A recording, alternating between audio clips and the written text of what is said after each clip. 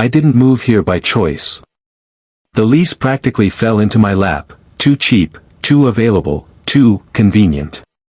After my divorce, I was desperate, and desperation can make anything seem like a good idea.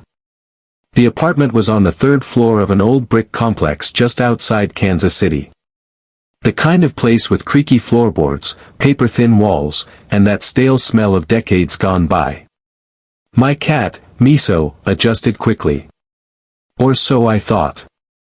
The first night, she circled the living room, sniffed the corners, then parked herself on the worn beige carpet directly across from the far left wall. And stared. No blinking, no twitching tail. Just stillness. I assumed she was watching dust motes, or shadows. Maybe a bug. But she did it again the next evening. And the one after that. Always at dusk. Always the same spot. Always that wall. I joked about it to my sister on the phone. Guess the previous tenant buried a mouse there, I laughed. But the fourth night, I felt something. I was microwaving leftover noodles when the apartment seemed to lean into silence. Not the usual evening hush, this was the kind that swallows sound. No car alarms, no distant laughter, not even the hum of my fridge. Just the soft static of the microwave, and Miso's low, guttural growl from the living room. I walked in, expecting to see a spider or some phantom shadow. Miso didn't move. Her eyes were wide, pupils like needles, fur bristling like a bottle brush. That's when I heard it. A voice. Low. Male. Whispering from inside the wall. Not through the wall. Inside it. Don't leave me. I froze. The whisper wasn't threatening. It was sad. Desperate. And it was right behind the drywall. Miso let out a long, hissing yowl and bolted into my bedroom. And I, God help me, I stepped closer. I pressed my ear to the wall. At first, I heard nothing. Just the frantic rhythm of my own heartbeat pounding in my skull. Then a faint scratching, not from mice or rats. It was too slow, too deliberate. Like fingernails tracing lines in dust. And again, the whisper. Don't leave me. I yanked my head back. There was nothing on the wall. No vents, no pipes visible. Just old, painted drywall. I rapped my knuckles against it. Hollow. I laughed then. A nervous, twitchy laugh. I told myself it was stress. Auditory hallucinations, maybe. I'd read about those after my divorce, grief, guilt, isolation. Maybe this apartment was just too quiet. I didn't sleep that night. Miso refused to leave the closet. Her tail flicked anxiously every time I moved.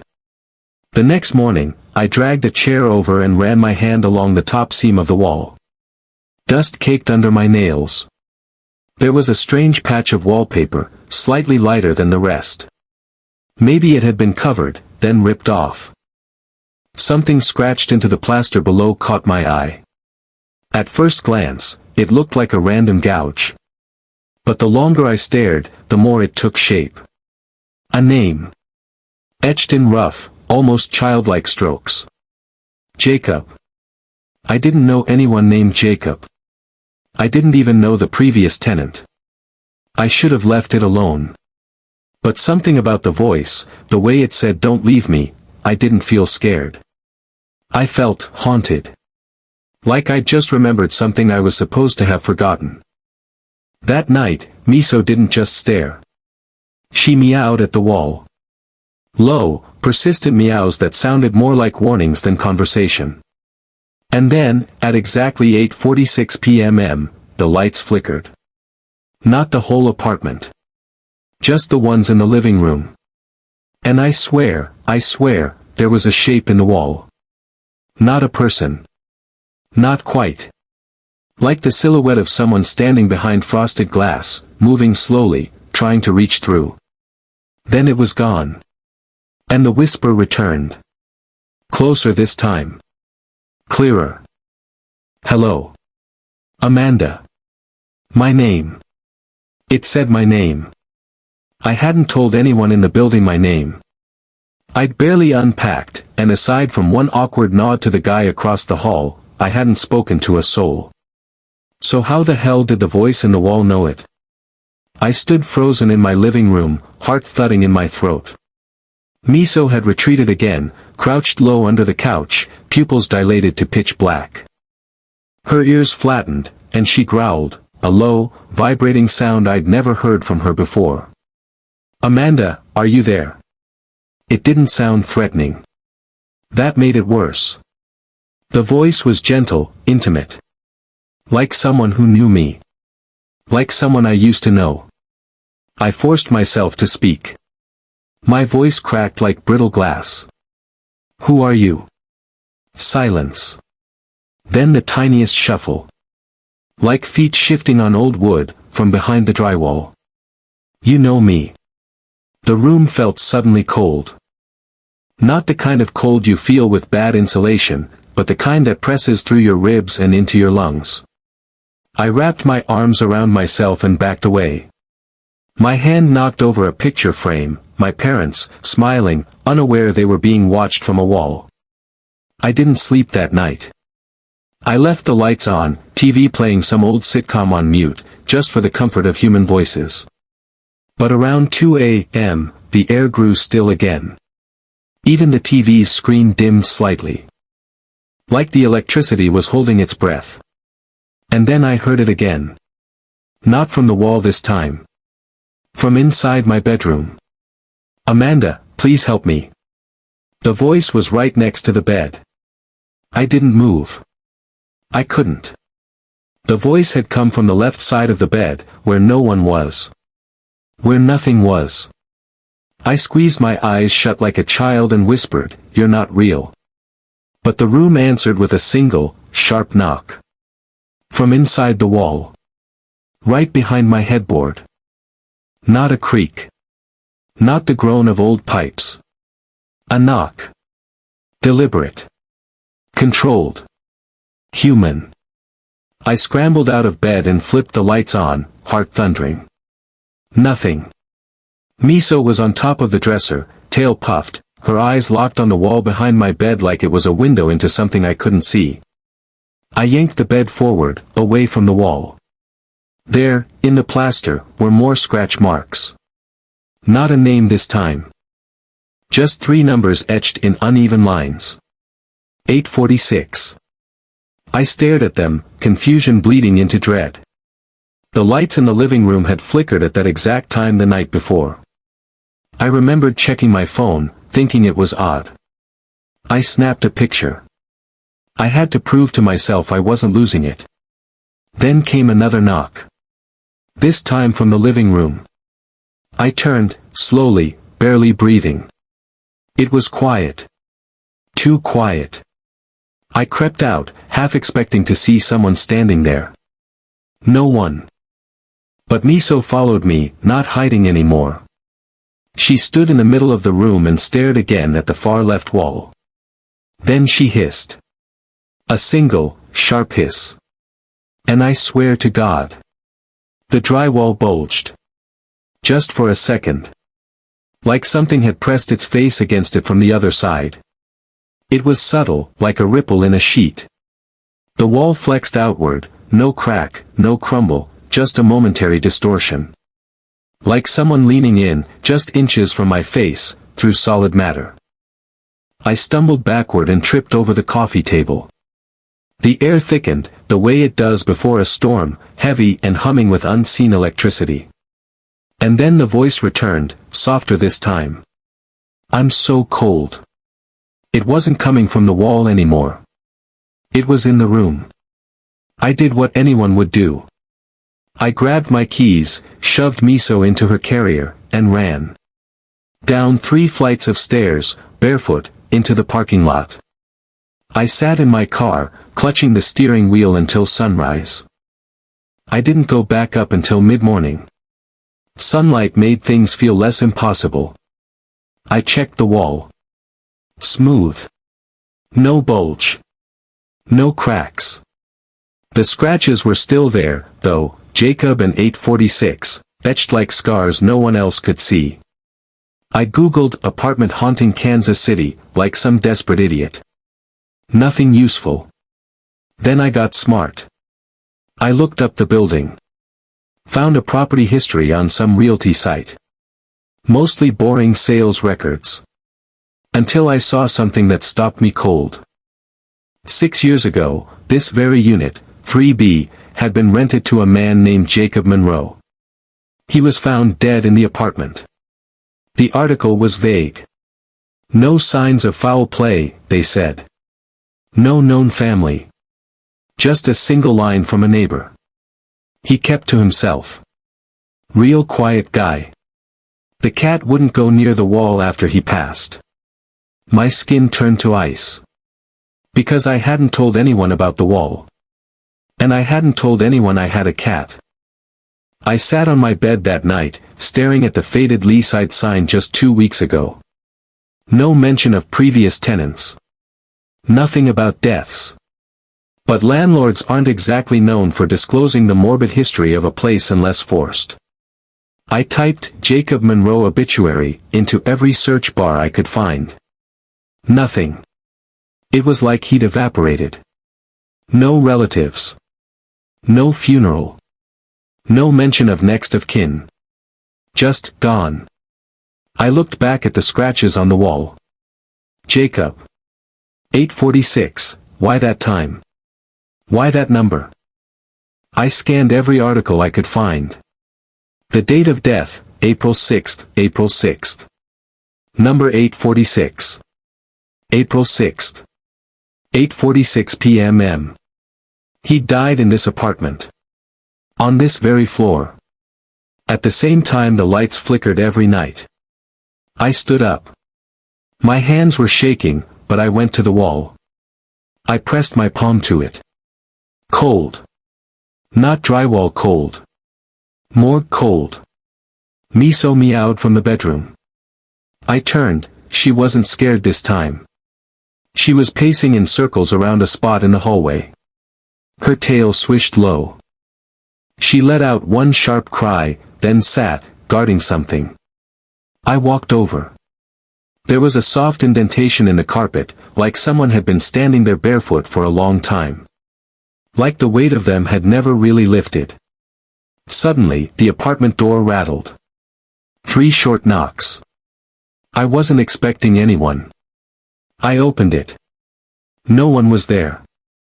But taped to the outside of my door, fluttering in the draft of the hallway vent, was a photograph. Old. Faded. Of a man in his 30s standing in what looked like my living room. And scrawled on the back, in block letters. Did you forget me, Amanda? I stared at the photo for a long time. The man, Jacob, I assumed, stood in my apartment like he owned it. Same beige walls, same crooked light fixture. Same faint water stain above the left window that I kept meaning to clean. He looked ordinary. Messy dark hair, tired eyes, slight slouch like the weight of his own thoughts had bent him permanently inward. I didn't recognize him. But the handwriting on the back. It looked familiar. I called my sister. Asked if we'd ever known someone named Jacob Monroe. She paused. Jacob?